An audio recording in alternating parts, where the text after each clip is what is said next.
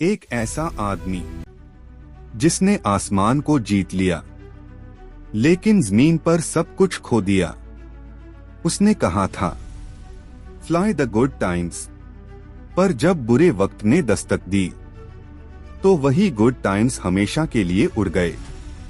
ये कहानी है किंगफिशर एयरलाइंस की, इंडिया की सबसे ग्लैमरस एयरलाइन, और उसके मालिक विजय माल्या की। साल था 2005। भारत में हवाई सफर एक लक्ष्योरी था, सिर्फ अमीरों के लिए। लेकिन विजय माल्या ने सोचा, क्यों न उड़ान को सेलिब्रेशन बना दिया जाए। किंगफिशर एयरलाइंस का जन्म हुआ। हर फ्लाइट, हर सीट, हर यूनिफॉर्म परफेक्शन की निशानी थी। एयर होस्टेसेस स्पेशली ट्रेंड थीं और पैसेंजर्स को मिलता था 5 स्टार होटल जैसा एक्सपीरियंस।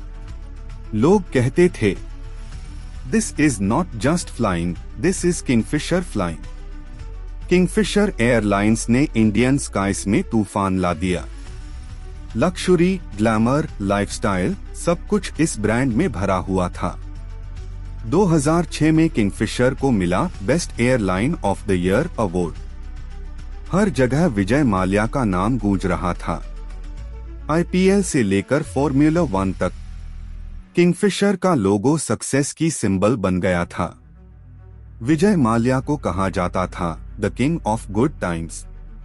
वो बिजनेसमैन से ज्यादा एक सेलिब्रिटी बन चुके थे। लेकिन उस चमक धमक के पीछे एक बड़ी गलती छुपी थी। माल्या ने सोचा, अगर लक्ष्युरी काम कर सकती है तो लो कॉस्ट मार्केट भी कैप्चर किया जा सकता है, और उन्होंने एयर डेक्कन को खरीद लिया। पर यही था डाउनफॉल का पहला कदम, क्योंकि दो बिल्कुल अलग बिजनेस मॉडल्स को मिलाने की कोशिश किंगफिशर के लिए बहुत भारी साबित हुई। 2008 में दुनिया भर में आया ग्लोबल रिसेशन। ऑयल प्राइसेस आसमान छूने लगे और एयरलाइन इंडस्ट्री डगमगाने लगी।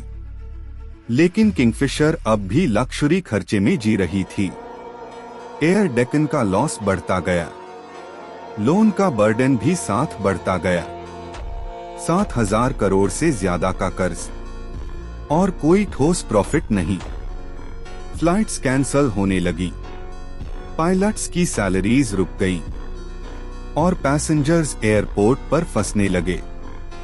2012 में किंगफिशर एयरलाइंस ऑफिशियली ग्राउंडेड हो गई। इंडिया की सबसे खूबसूरत एयरलाइन अब सिर्फ एक नाम बनकर रह गई थी, और विजय माल्या देश छोड़कर चले गए। कभी किंग ऑफ गुड टाइम्स कहलाने वाला इंसान अब हेडलाइंस में था द फ्यूजिटिव बिजनेसमैन।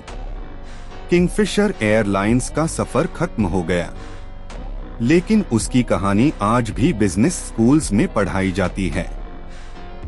सीख ये है कि कोई भी एम्पायर सिर्फ ब्रांड पर नहीं टिकता, बल्कि डिसिप्लिन और टाइमिंग पर टिका होता है। विजय माल्या ने कहा था, I work hard and I party harder. लेकिन बिजनेस की दुनिया में पार्टी नहीं, पेशेंस जीतता है। आज किंगफिशर का लोगो सिर्फ पुराने बिलबोर्ड्स पर दिखता है। लक्ष्युरी, सक्सेस, ईगो सब एक कहानी बन गए हैं। एक वार्निंग कि जब पैशन लॉजिक को पीछे छोड़ देता है तो डाउनफॉल निश्चित होता है। कभी कभी सबसे ऊंची उड़ान सबसे गहरी गिरावट लेकर आती है। और यही कहानी है किंगफिशर एयरलाइंस की।